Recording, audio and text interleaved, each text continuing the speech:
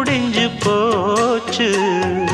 ஈசான மூலையில லேசான பள்ளி சத்தம் மாமன் பேர சொல்லி பேசுது. ஆறாத சோகந்தன்ன தீராம சேர்த்து வச்சு ஊரும் சேர்ந்து என்ன ஏசுது. மாமா மாமா உன்னத்தானே எண்ணி நானும் நாளும் தவித்தேனே. கூண்டுக்குள்ள என்ன வச்சு கூடி நின்ன ஊரை விட்டு கூண்டுக்குள்ள போனதென்ன கோலக்கிளியே.